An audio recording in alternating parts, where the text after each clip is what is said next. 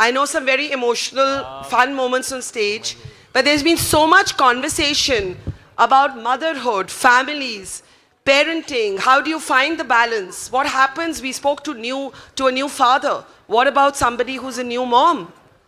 How does life change? How do you balance your wellness, your health, your peace of mind, your ambitions, your dreams? Before I introduce our next two speakers, anybody here who's a new mom? Anybody here who is or knows somebody who's a new mom? Well, all of you have gone through that journey in your own way, and you know what its trials, tribulations, and triumphs are. I have two very, very special guests whom I'm about to introduce, who are about to walk through the door. Our first speaker is somebody who's a woman of many avatars. She is somebody who's had her own Netflix show. She's an entrepreneur. She's a designer and stylist. She is also now a new mom. Can we please put our hands together for Masaba Gupta? Hello, thank you. You did make it. Can we have a round of applause for Masaba? Thank you. Yeah. And with her in conversation, I need another mic on stage, please. With her in conversation is India's finest doctor, gentlest man, and actually somebody who captures the spirit of this festival, men who champion for women. Dr. Nozer Sheriar. Can we please welcome him on stage? Show him some love, guys. Hello, and welcome back. Please, have a seat. Can I have a mic? Yeah, thank you. Thank you. Yes.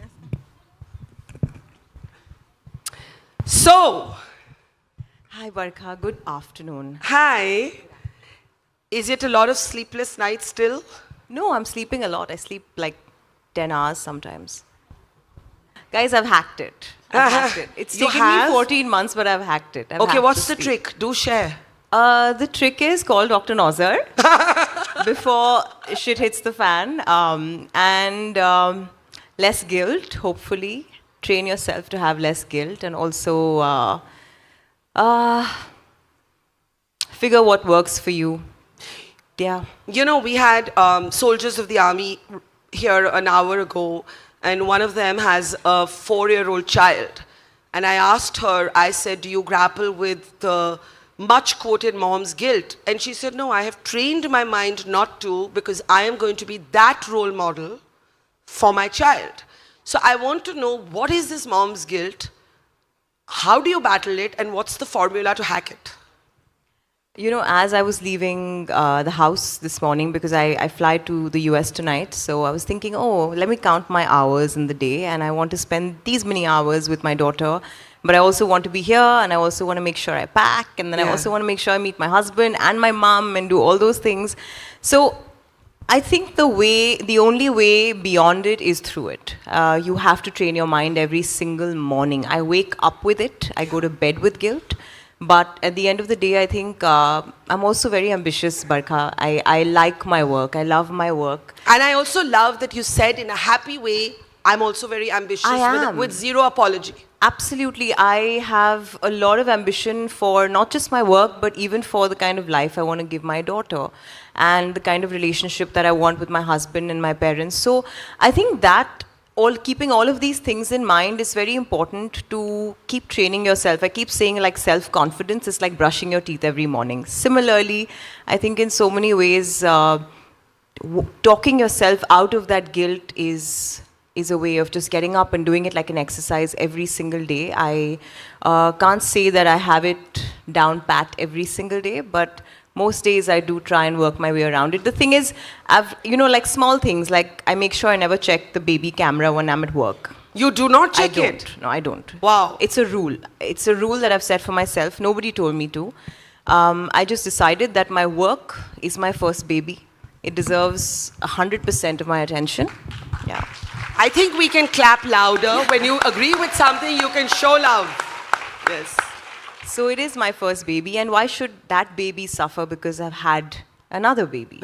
Similarly, when I'm with my baby, I will not pick up my phone. Really? Never. Anything can be going wrong, and I will not entertain work. I will not entertain Instagram.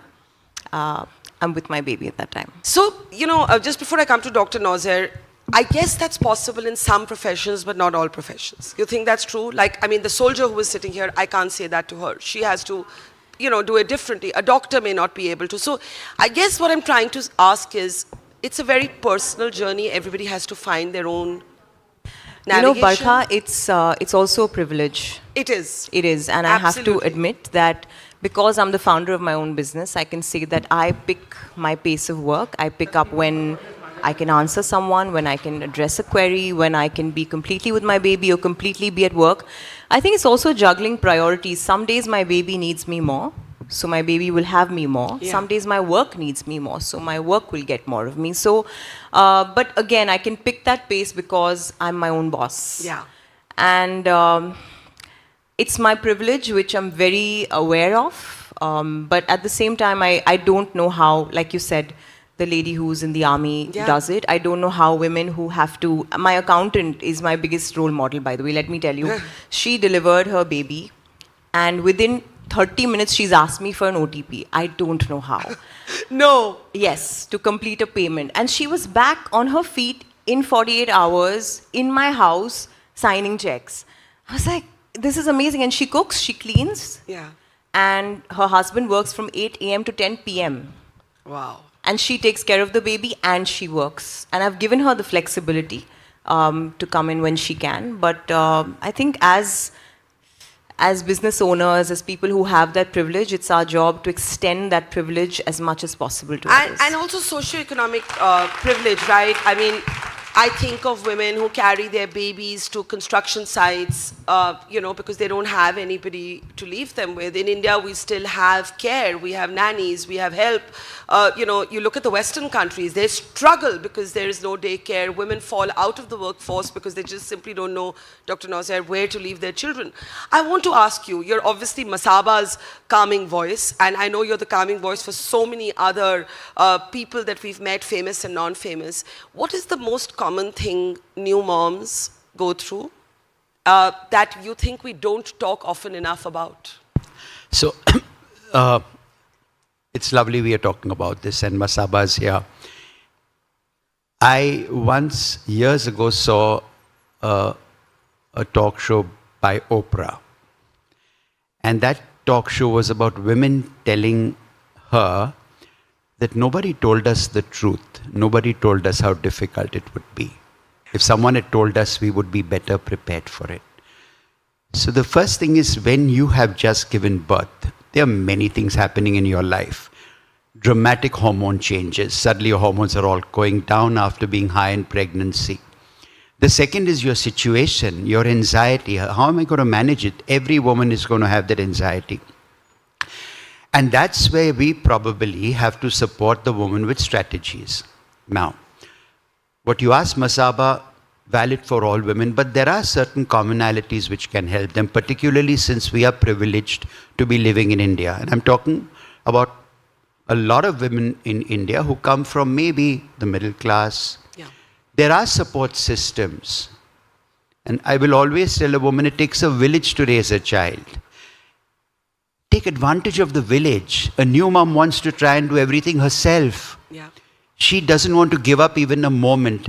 That is not sustainable. So that I say, use the village.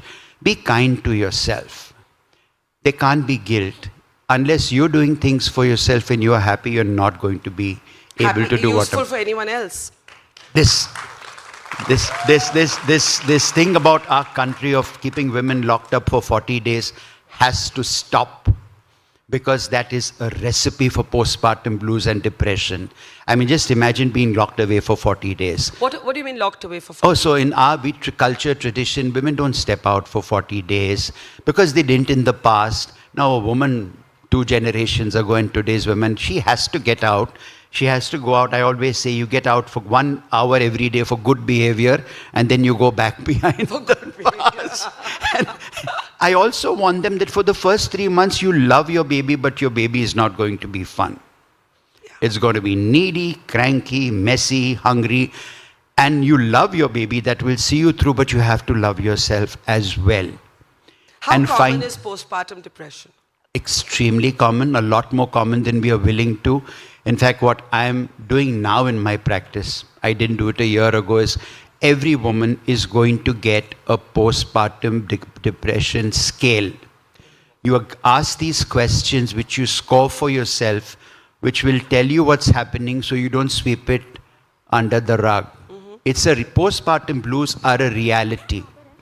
Postpartum depression even worse. It has to be recognized, it has to be supported, it has to be prevented, and wherever possible it has to be treated, even if it involves taking the help of a mental health professional. This country doesn't do good with mental health.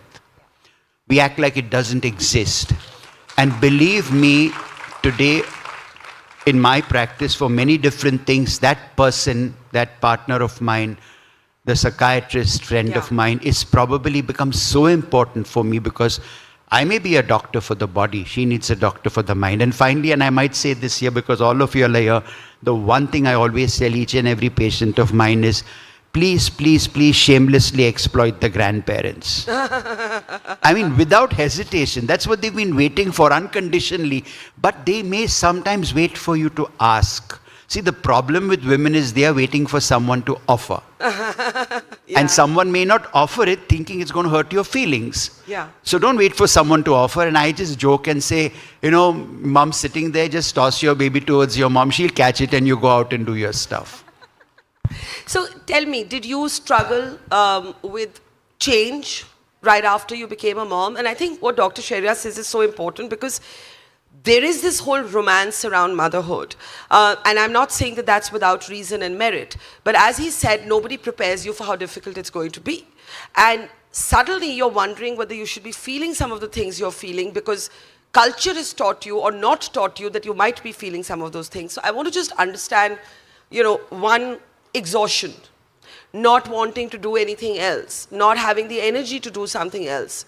Then maybe being mean to yourself for, you know, why am I feeling like this? Does this reflect on me as a mom? I mean, I've heard so many women go through this. What was your journey like, Masaba?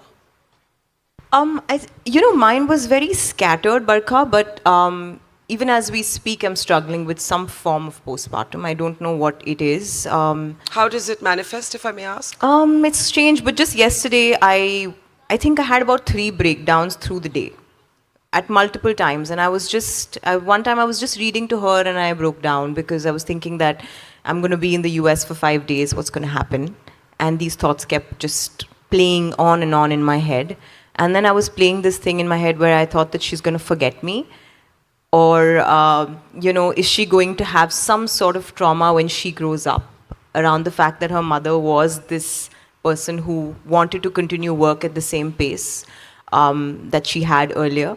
So I think it's all about, and can I say a very controversial thing, but if you want to be a sane mother in today's day and age, and I didn't do it, I made the mistake, get off Instagram for the first 3 months. Just get off it. It's brutal. Everybody is an expert. Everyone seems to know everything about meal prep and about why your baby is crying and colic. Call your doctor. Yeah. I mean, I call my doctor when stuff is bad. I remember calling Dr. Nozer, I think 2-3 days or 4 days after I gave birth, and he said, how are you doing? And I was crying while I was talking to him. I don't think he knows, but I was just like sobbing. And I said, I'm having a bit of I'm struggling a little bit. And he said, next time call me before the struggle gets so bad. And I think I took that advice because now I'm very aware of what's coming. Like I know today will be an anxious day because I fly out tonight. Firstly, thank you for sharing. I know it takes special courage to get up on a stage like this, a platform like this, with so many people watching. Can we give her a round of applause for sharing something so personal? Can I ask you, when you say you had, you know, sometimes 3 breakdowns in a day, you mean you well up with tears? You mean you feel anxious? You mean all of it? How does it manifest, this breakdown? All of it, there's strange triggers. Sometimes I'm angry at her caregivers for no reason. They're doing a perfectly fine job. I have great help. Sometimes I'm angry at my mum because I think that she didn't train me to deal with this. Yeah. And you know, I keep talking to her about mental health, and she keeps telling me that we had the privilege of not having enough information back then, so we were protected from a lot of it. Today, you guys have a lot of terms for everything, which is why everything feels like it's heightened. But, you know, she said, I didn't have anyone to shoulders to cry on, so I didn't And cry. she brought you up as a single mom. Nina, don't know Nina how. brought you up as a single mom. I have no idea how. Unconventional, child outside of marriage, right? Birth certificate leaked to the press. That was a nice moment. What, say that again? Yeah, my birth certificate when I was born was stolen from the hospital and leaked to the press and was on the front page of a paper because someone wanted to prove that I was an illegitimate child. Wow. Well, how old were you when you discovered that? I'm so sorry.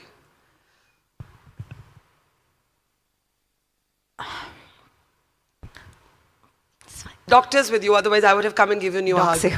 I can still give you a hug.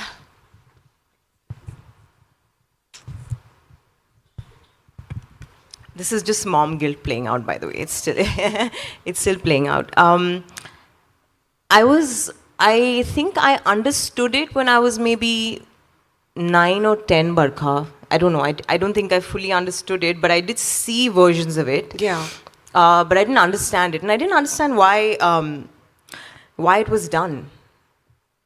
I mean, cruel, strange, very bad for my mum.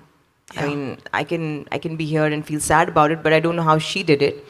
So lots of challenges back then, but I think people, Barkha, are very cruel in general, and especially to women. The late Mr. Pritish Nandi actually did this whole thing. So I don't hold it against him, but I do wonder why. I keep questioning, why would you do something It's just like salacious gossip. Yeah. I mean, his argument would be your parents were famous, your father is Vivian Richards, your mother was Nina Gupta, but I see no reason to steal somebody's birth certificate. It's just god-awful. It's brutal. It's brutal.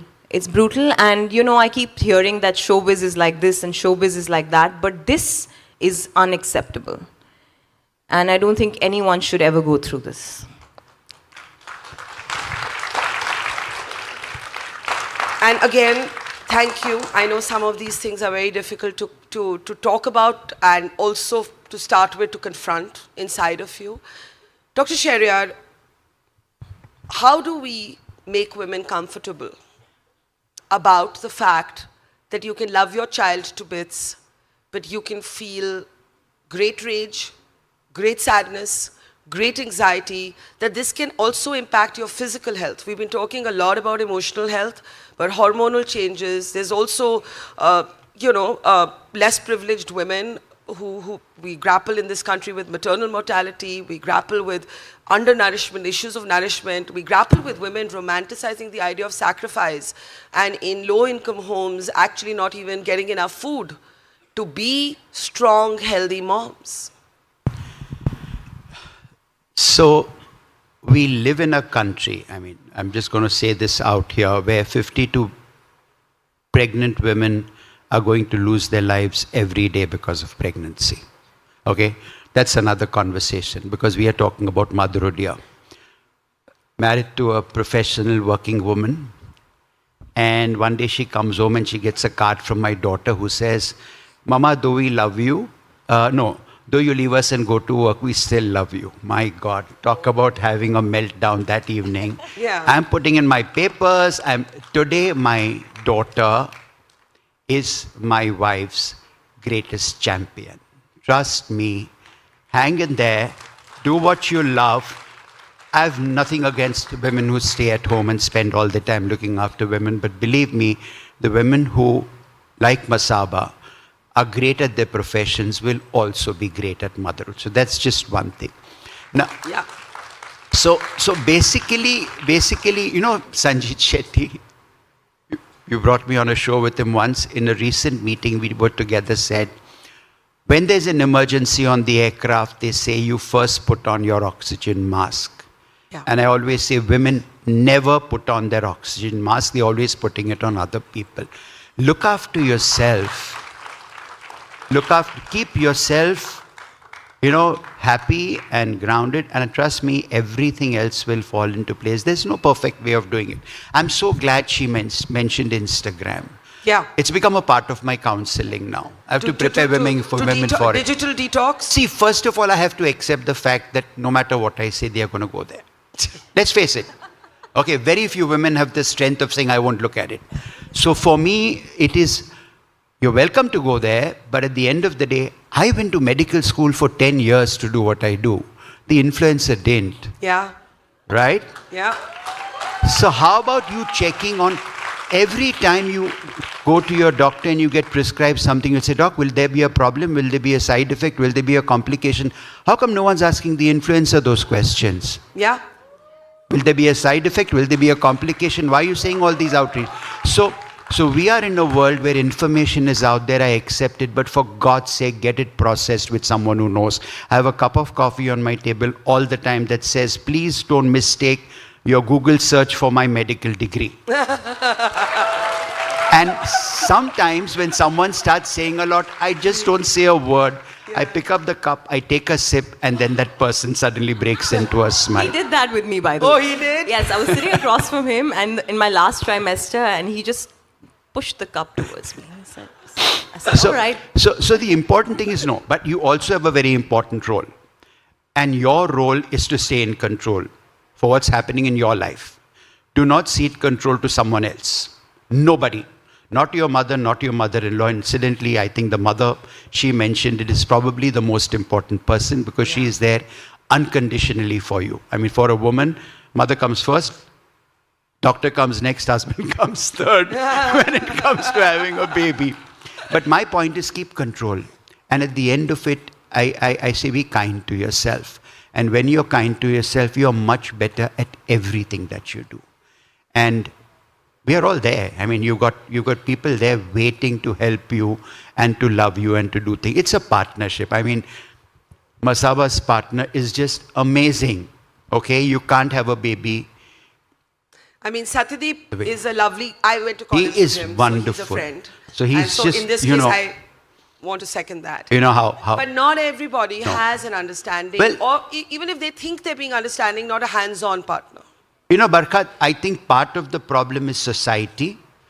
I've always said men aren't bad people. No, I wasn't. They may be stupid. No, but they may be stupid sometimes, but they aren't bad. So one of the most important things I did in my practice 30 years ago was get the man into the room when the woman is giving birth. And this is not just for my privileged patients. I have a general ward patient who is delivering. Her husband stands with her when she is delivering. He has to be taught that he's a part of everything. He has a role to play, and trust me, when he's standing there seeing what's happening, he is going to value his woman so much more.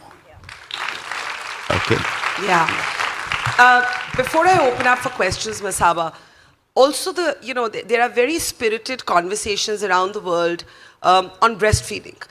We have seen women in public life breastfeed in full gaze. We have seen others say, why do you have to do this? We have seen others pump milk and store it in the fridge. And I've heard a couple of interviews of yours where you've actually spoken about this. What is your process? And I know you've said the shame around it has to stop. Why should there be any shame? Why is there this whisper around it? So I just wanted your thoughts on that. I mean, internationally, Barkha, I think it's a very open thing. Yeah, you go out absolutely. and you have, in fact, corners where you can go out and breastfeed as well. Yeah. I don't know why the same isn't practiced here. Also, I think that there's so much judgment around whether you want to breastfeed for 20 days, 6 months, 1 year, 5 years. Do what serves you. We don't know what's happening in someone else's house. We don't know their challenges. We don't know what they're going through mentally. Yeah. Right? For me, I was very clear that I will do what I can, but I will take it every day, each day as it comes. And there was a moment where I said, now I think I'm done. I think it was 7 months in, and I said, I think I'm done. I'm feeling like I've done a good job. And I was exclusively breastfeeding her, so it was a lot. And I went back to work in about 11 days after giving birth, which was a mistake, if you ask me. You went to work 11 days after giving birth? Yeah. And it was a mistake because? It was a mistake because I wasn't ready to process information at all from the outside world. Explain. I remember it was a board meeting that I had to do. And I was just hearing all these things, and I have 2 brands, and hearing just details about both of these things, discussing what we should do next, what's happened in the past, how stores are performing, etc. I only was able, my bandwidth was only allowing me to hear things and solve for my baby. But here I was trying to solve for my business as well, which was a mistake in hindsight. I would have given myself a little bit more time. Because I remember then suddenly feeling like I have to scramble and save 3 things, not 1, you know. And I know now that maybe I would have waited a little bit longer, but I'm also wired in a way where I perform better in life. I have better relationships, better conversations. I have better mental health when I am working. That's who I am as a person. But I know that there's many people who might not be like that. But I think I wanted to prove to myself that I still have it in me to go back like nothing happened. But the truth is something very big has happened. It's a very, very big life change. And whether you like it or not, your hormones will tell you, you know. So here I was trying to do a call while feeding at the same time. And I was just like, nothing is getting what it deserves. You know, not my baby, not my work. I have one other question. You know, while you did lay emphasis on work and you saw it not just as something you love, but also something that was important to you to keep your balance, I also find with a lot of new moms, and Dr. Sheriar, you can speak to this also, that the emphasis on your own health, physical health gets minimized, right? Yeah. For example, I don't know, regular pap smears or testing for, which can easily test for cervical cancer. You have, you know, today we have vaccines that we can give to young girls, but we don't even have these conversations. And I feel like new moms just stop thinking about their own bodies, their own wellness, their own health. In fact, until you become a mom, or rather until you're pregnant, you don't think about these things. Because somehow you're just in this room and you've been told you have to do these tests. Like I remember meeting Dr. Nozer, and the first meeting I had, he said you have to go get your teeth checked because there's going to be a point where you can't get any, you know, anything done, even a cavity filling, etc. at some point in your last trimester. And you don't think of even the basics. You don't think of vitamins. You don't think of anything that can help you just lead a better life. And it's really unfortunate that women don't have access to it. I was telling him just backstage that I was talking to my mom when we did one of the tests where you check, I think the baby, it's called a dual, for genetics, etc., for any abnormalities, etc. And I was thinking that, wow, somebody who, I actually asked the person testing and I said, how many people get this done? And she said, very few because it's very expensive. And I think it's about 25,000 bucks, don't quote me, but something like that. And I just thought, wow, why would anyone not be thinking of this? That every woman needs to have themselves tested. Because people who are below a certain income group, and especially, are not equipped to deal with these problems after the baby is born. Anyone isn't, if you ask me, but especially for them. So I keep thinking, what could I have done differently at that time? Could I have taken care of a few women to do that test with? Because we have the privilege of saying, you know, rule out everything. And book your nanny and your nurse well in advance, and you have all these people around you, and then you have this and that. And I think so many people don't have that. So I think women's health, the baby's health, just the amount of privilege that we have access to is shocking. It actually makes me a bit embarrassed, if you ask me. Yeah. Dr. Sheriar, before you add to that, I want to take a few questions. We have a couple of minutes left. Yes, there, in black jacket. There's also a mic behind you in the alleyway, but we can also get you a mic, whichever you prefer. Can we get her a mic, please? Thank you. Hi Barkha. Hi Dr. Nozer, Masaba. Thank you first of all for curating this discussion. I think it's very well needed. Hold up your mic. Yeah. My question is to both Dr. Nozer and Masaba. We've been speaking about how women sometimes they compromise their health before, during, and after pregnancy. Something that we know is that anemia during pregnancy is very common. And if women don't prepare themselves for the pregnancy and for all the nutrition they need, it could also lead to very drastic outcomes like postpartum hemorrhage. And in this day and age, I'm sorry, like I'm trying to pack a couple of in one.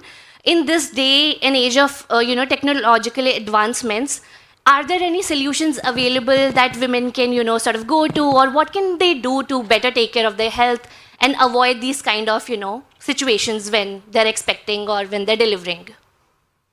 So anemia is common in women, not just during pregnancy. Women and men are having the same diets, and men are not menstruating. Says everything, right? You start off with a disadvantage, right? And we've never really done anything special to address this disadvantage. And you're absolutely right. It could be something really, really simple as supplementing diet, using iron supplements, which are honestly really, really affordable, though some of them are expensive. And that's a good way to start. Now, just to answer, we had a very famous gynecologist, I call him a gynecologist philosopher, Muhammad Fatala. He said women are dying of diseases that we can actually treat, but society has not yet made up its mind to treat them. Everything you said and that Barkha said is something we can fix now if society decides to do so. Now, I'm on the board of Guttmacher Institute, and they came up with a number. They said if the world spent $15 per couple, you would address all the reproductive health needs of girls and women completely. $15 per couple for treatment of anemia, for contraception, for giving her a safe abortion if she wants one, for a pregnancy and for her midlife, and the world can't afford it. When we spend such phenomenal sums of money on things, on important things. Because there's an invisibilization around We have it. to. So now she mentioned this, and you said, what an opportunity pregnancy gives you. Yeah. You can address her diet. Now this is, for me, you evolve. I will not look after any pregnancy unless a diet is involved with a proper dietitian. I will insist on a dental check because that's preventive health care. She's not going to do it because I make her do it. I say I won't deliver you if you don't have your dental health care. Every woman in our practice, if she hasn't had it, has an HPV PAP at 6 months. I'm so glad you mentioned it. And HPV PAP will be normal in 95%. They can come after 5 years. If it's not normal, she will come after 6 months or 1 year. At 6 months, if she hasn't already had the vaccine, she can still have the vaccine. And now the WHO has made it simple. Single dose till 22 doses after. It's even made the dosage simpler for us. So these are things which we have to now start capturing as a profession, as society. And if it's not being done, then women have to go and ask for it. Yeah. And ask the doctor, don't you think I should have a pap smear? Oh yeah, why don't we do it? Don't you think I can still take the vaccine? Please go ahead and take it. And you have a responsibility. I said, finally, it's you who are in control. So for God's sake, please step up, do your research, do your reading, go with your questions, and get what you deserve. Absolutely, and thank you for saying that. I want to just, in the end, call up on stage Anjali Nair of Global Health Strategies. They're one of our partners. They do a lot of critical work on this, and they've also supported us through the years on this festival. But the reason I'm calling Anjali up is because we would like to take this moment to honor both Masaba and Dr. Sheriar for shifting the conversation, for lifting the veil, for breaking the taboo, for stopping the whispers, for speaking so openly, and in particular to you, Masaba. My heart goes out to you. I don't want to be the trigger for one of your three Don't say breakdowns. anything, I'm about to cry. No, you can cry. We can all cry together. Thank you. There's Anjali. Anjali, if you want to just say something as the award comes out. Yes. Nothing. I just want to thank you both. I think Dr. Sheriar has been one of the biggest champions as we work on complicated and complex issues. Women's health is given such little importance. So for us to have this conversation, Barkha, and you to support it every year is amazing. And a big hand for Barkha for doing this for doing the conversations that no one wants to speak about. And thank you, Masaba. Guilt. I've been a working mother. My daughters are working now. The guilt never goes away. So, but thank you. Yes. And thank you so much for everything.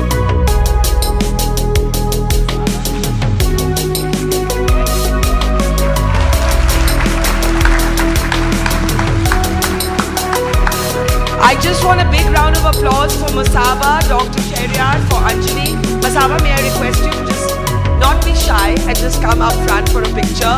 I think Masaba shared something very difficult and personal today, and I'm very moved by it, as I'm sure a lot of you were.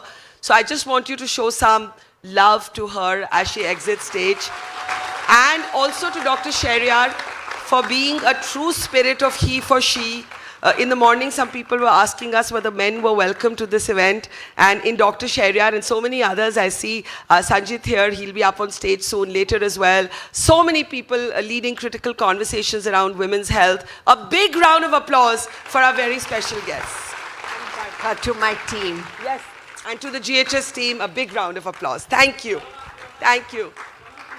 Oh, thank you. Thank you. Thank you. Thank you. Thank you. Thank you. Thank you. Dr. Sheriar, thank you.